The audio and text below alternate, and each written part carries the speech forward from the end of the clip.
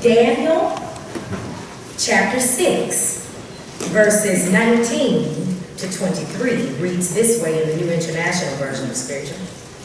At the first light of dawn, the king got up and hurried to the lion's den. When he came near the den, he called to Daniel in an anguished voice, "Daniel, servant of the living God, has your God, whom you serve continually, been able to rescue you from the lions?" Daniel answered, "May the king live forever. My God sent his angel, and he shut up the mouths of the lions. They have not hurt me because I was found innocent in his sight, nor have I ever done any wrong before you, your majesty." The king was overjoyed and gave orders to lift Daniel out of the den. And when Daniel was lifted from the den, no wound was found on him because he had trusted in his God. You may be seated. Verse 23, and when Daniel was lifted from the den, no wound was found on him because he had trusted in his God. So on this morning, I want to talk about trusting God in troubling times. Trusting God in troubling times. So on last Saturday, June 22nd, 2019, I had the great honor of being part of your Ignite conference. I was here on last Saturday. Oh, it was so beautiful, so orderly, and I got to be with the young people and I got to be with the adults. Oh, it was a great morning. So then I left here, Orange Grove in Durham, and I traveled to Raleigh. I traveled to Raleigh because I was invited to the Miss North Carolina competition in downtown Raleigh. It was at the Duke Energy Center, and so Miss Nia Franklin, who is now Miss America, she invited me there. She was one of the youth at the church that I used to serve called Mount Zion Baptist Church in Winston-Salem. So I went to support Nia. I went there because it was a great invite. Oh, it was awesome. I'd never been to a Miss North Carolina competition. I got to see all of these young ladies doing great things. Oh, it was a good night. Well, it was time to go, and I had to go to the ladies' room. So I walked myself to the ladies' room in the Duke Energy building, and what I found was that it was really crowded. So I thought, I'll get in my car and I'll travel somewhere close and I'll just, go to a ladies' room elsewhere. And so I got on Raleigh Boulevard. I was on my way, and before I knew it, this was after 10 o'clock, there were blue lights behind me. Now, it had been a wonderful day. Blue lights were behind me. Well, I tell you, church, I did not want to stop in the dark. So I pulled out my phone and I called 911. Yes, I called the popo on the popo. And I said my name and I told them that there was a police officer following me and I was not going to stop until I was at a well-lit location. I knew that there was a gas station called Handy Hugo's not far away. And so I pulled into this well-lit gas station. The police officer pulled in behind me. I told the people on the phone that I was not going to pull over until I felt safe. So I pulled over the police officer. A white young man got out of his vehicle and he came to my car. He said, "I pulled you over because you were going 55 in a 35. May I see your license and registration?" So then I proceeded to turn on my interior light. I told him, "I'm turning on my light. I'm reaching for my registration. It's in my glove compartment. Now I'm going into my purse to get my ID." He asked me, "Where are you coming from?" I told him I was coming from an invite by Miss America. Now imagine. He said, "Oh, really?" I said, "Yes, I was at the the Miss North Carolina competition. She invited me." He said, "Well, is she following you now?" I thought, if she's following me, are you going to not give me a ticket? So then I told him I was coming from this competition and that I supported Miss America. No, she's not following me. I believe that I could have been speeding because I was trying to get to the restroom. You see, I don't live in Raleigh, so I had a little ways to go. And so he looked at my ID. He said, "Okay, I'm going to take care of this quickly for you." He went back to his SUV. Well, as I'm sitting in my car,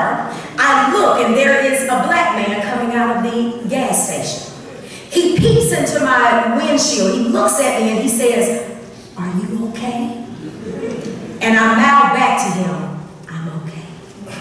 I tell you, since Saturday, I've been dealing with that event. I've been pondering why I would respond the way that I did. Why did I call the police on the police? Why did I not pull over in the dark on Raleigh Boulevard? I have to tell you, I know that it's not because I felt I was a feeble female.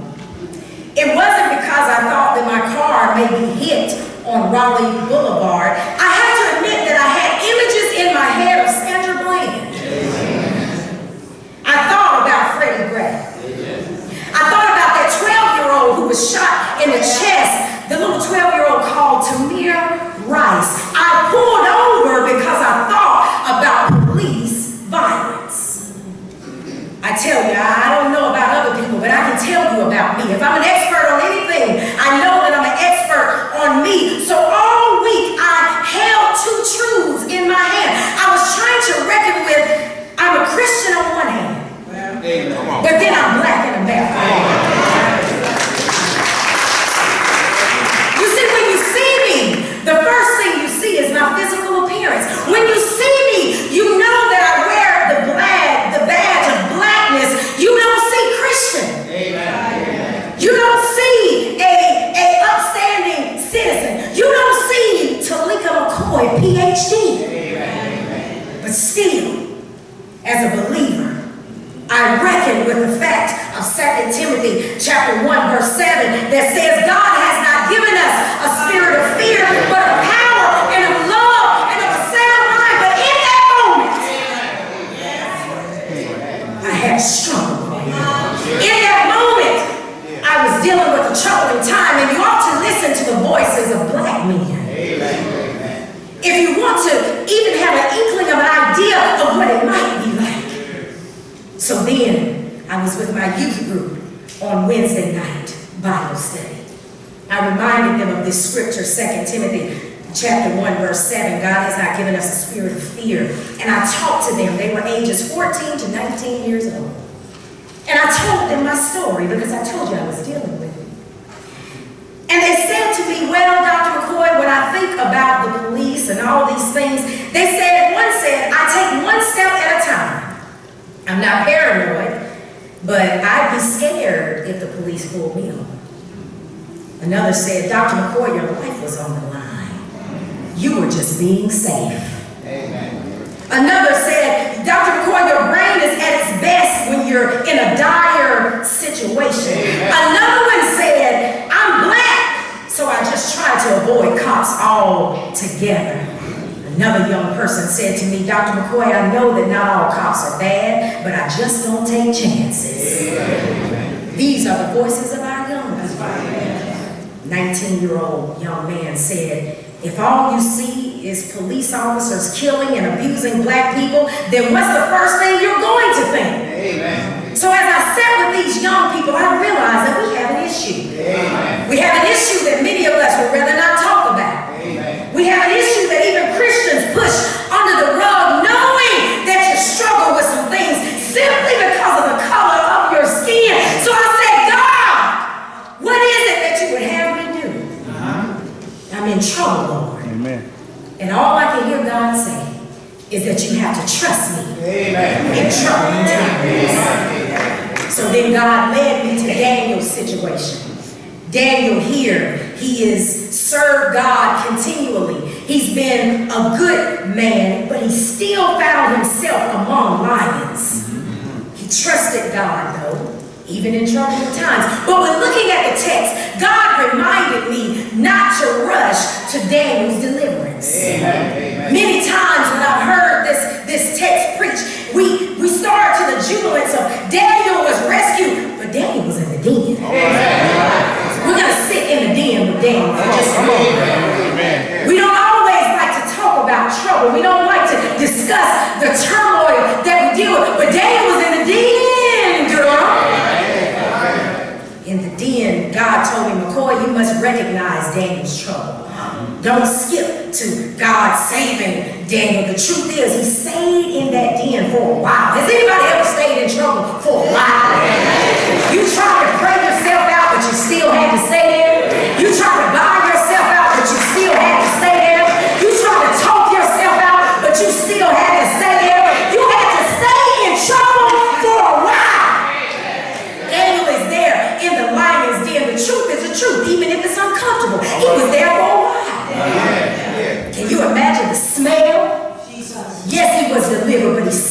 like the den. Can you imagine the sounds?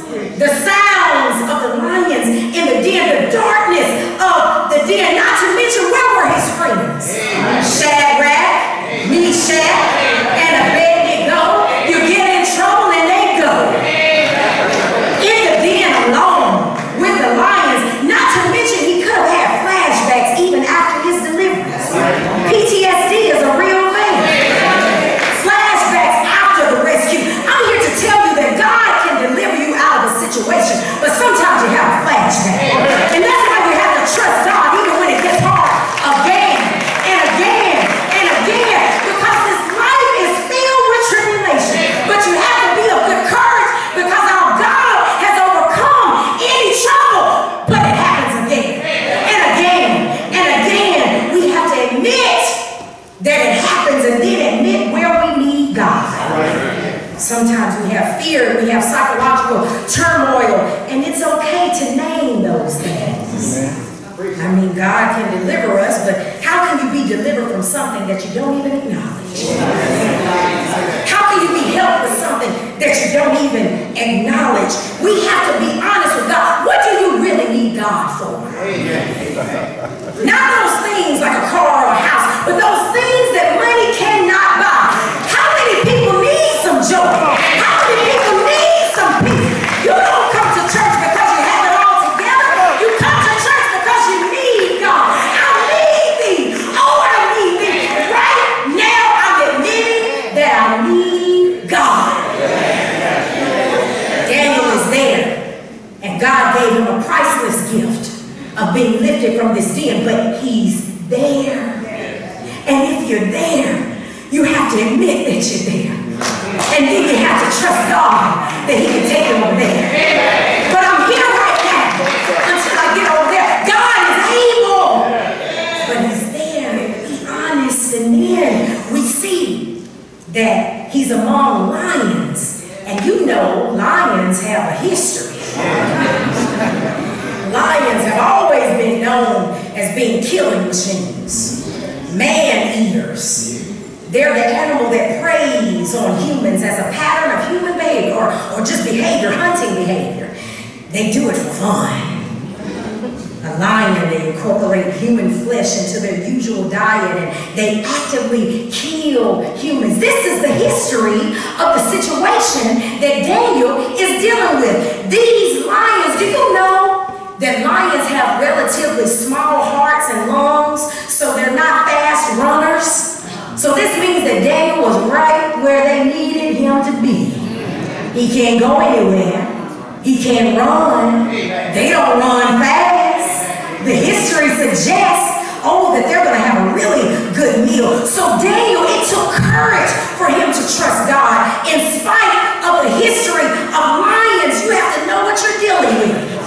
And be honest about what you're dealing with. When I was in my situation, when I got home, I started looking up statistics because I really did not know that I felt as deep as I did until that very moment. Sometimes you don't know what's going on with you until certain things happen. And something deep down rises to the top. And you have to just look into that thing. And so I looked and I said, Lord, well, what is it? What is it? What is it? And I had to reckon with the history that police killed 1,147 people in 2017. Black people were 25% of those killed, despite being only 13% of the population. It takes courage to trust God through the facts. It takes courage to trust God through the facts. But even when we deal with these things, we have to know that God is in life with us. God doesn't take a leave of absence. God doesn't go on vacation. God is not looking at us and saying, I don't feel like it today. Despite the facts, God is still God. But sometimes, God, where are you? The lions are present. I smell like the stench of what I'm dealing with. Some people say, I don't look like what I've been through. I look like what I've been through. I know God is able, but I'm in a den. Yes, sir. Good preacher could have went to see Daniel in the den from the outside of the den. Because we ministers don't always understand the things that folk go through. So the minister could have showed up and said, Daniel, be of good courage from outside. It's easy to say those things when it's not you. That's why the black community gets so upset with some of our other brothers and sisters when they say this and say that and don't even take time to listen to our experience. So don't you ever walk around thinking that you understand everything that everybody goes through just because they're black and you're black, or they're female and you're female, or you're male and they're male, or you have an education and they have an education. We all have our stories. And we come to church because we want to tell somebody that God delivered me from this, and God delivered me from that. And because He did it for me, He'll do it for you. I don't know your situation, but if you're serving Jesus Christ, I know your God. You serve the same God. He knows when I cry. He knows when I'm upset. He knows when I need Him. I ain't know your situation. But Daniel, I know your God. So even with the history of lions, even with the fact of even smelling like the demon, Daniel would have to take time to observe these lions. Observe these lions and observe this God. These lions had lost their appetite. These lions, perhaps they were fasting. These lions. Observe these lions. These lions, perhaps they changed their meal plan. Maybe they were on the keto diet. Perhaps they were vegans. Or maybe they were on Weight Watchers. You know, Oprah is promoting that now. Makes it more popular. Maybe these lions were gluten-free. So they simply didn't have an appetite for Daniel. We don't really know, but what we do know is the fact is that they had locked jaws towards Daniel. The Bible tells us that. Maybe one lion said, something's wrong with my jaws. Maybe another one said, looked at that one and said, you know what? I can't seem to open my mouth either. And another lion said, you know, we are the king of the jungle. I usually attack, but something's not right in this situation. The lion didn't have to know God. They just knew they couldn't open their mouth. Stop praying about folk that don't serve Jesus Christ. They get to choose. You make sure you know Jesus Christ. Because the lion can't hurt you. They don't even know Jesus. Lion said, strong as I am, something is stronger and it's got a hold on me. I believe that Daniel could have had a church service, even right there, and told the lions about his God. Negative energy always wants us to focus on that which is negative. But when we decide to walk in the light, negative energy is going to try to annoy you. Negative energy will try to scare you and upset you and to get you angry. Negative energy is going to always, for the rest of your life, try to get you to act out, to cuss out, to fuss out, to be down and out. But you can't do that because Jesus is working it out. Look at the situation, but don't forget to look at your God. I didn't get to tell you all about the end of my story. So the police officer, he went back to his SUV. He came back to my car and he said something to me before he said something else to me. I told you I was going, what did I say? 35 and a 55. 55 and a 30. Oh, somebody is listening. I'm standing up here lying. I was going 55 in the 35. And so this young white police officer comes back to my car. I roll my window down and he looks at me and he says, next time turn on your hazard lights to let me know that you see me. He said, because I thought you were going to keep going. And as you all know, if I would have kept going, this would be a very different Sunday. So he said that to me. He said, make sure, and I wanted to say that to you, make sure you turn on your hazard lights so so that they might know that you do see them. Then he looked at me and he said, I'm going to let you go with a verbal warning this time. The Lord worked it out. And I'm telling you, God is present in every situation. This young white cop, he looked at me in a certain way. He looked at me like, I know why you did what you did. And I looked at him with the feeling, this is where we are now in America. And I tell you, we may not have the ability to change the hearts of every person. There will always be racism. There will always be sexism. Somebody won't like you because of how tall or how short you are. These things will always be present because you don't have a certain degree. Some people will judge you based on that. But you know, there is a choice that we can all make. We can all believe that we are truly created in the very image of God. And because of that, we're good. God created everything and it was good. But then we have to choose to be children of God. You see, God created everything in God. God created humans in his image. But that doesn't mean that everyone is a child of God.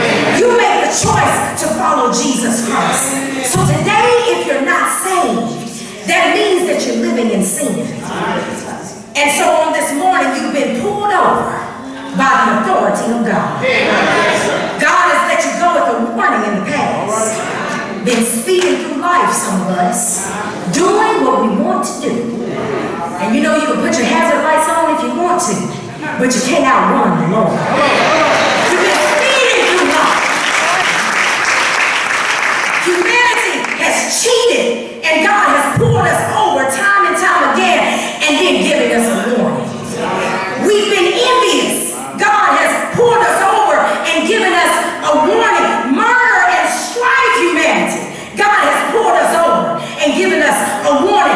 Gossip and arrogance and boastful and disobedient humanity. And God has pulled us over with a warning. Not loving one another. You don't have to agree with everything people do or how they live their lives to love them. Beloved, let us love one another. For love is of God. And everyone that loveth is born of God and knoweth God. He that loveth not knoweth not God, for God is love. We have not been loving each other the way that we ought to. God has pulled us over and given us a warning. We try to dodge God. God pulls us over and God lets us go many times. Some of us, in grace and mercy of God, we see Sunday after Sunday after Sunday, preachers stand up and tell you about the goodness of Jesus Christ. Sunday after Sunday after Sunday, you had a warning. Come on. Now it's time to be arrested by Jesus Christ. It was the Apostle Paul who said he was a prisoner for the cause of Christ, walking worthy of the Lord and being fruitful in every work, increasing in the knowledge of God. Paul had on Holy Ghost shackles. You know, you have on Holy Ghost shackles, your life is just a little bit different. Let everything that have breath praise the Lord. It's not just a scripture to you because you have on Holy Ghost shackles. When you have on Holy Ghost shackles, you got them shackles and you don't want to take them off. You see, when God puts shackles on your hands, you praise him with your hands. When the Lord puts shackles on your feet, you praise him with your feet. When the Lord puts shackles on your mind, you start to think right. When the Lord puts shackles on your mouth, you start to talk right. When the Lord puts shackles on your heart, you start to love right. Holy Ghost there's freedom, though he's captured me. When I'm in trouble, he shall hide me. When I'm hurt, he shall hide me. When I'm afraid, he shall hide me. Hide me from what? From chilling winds. The chilling winds of oppression. The chilling winds of misunderstanding. The chilling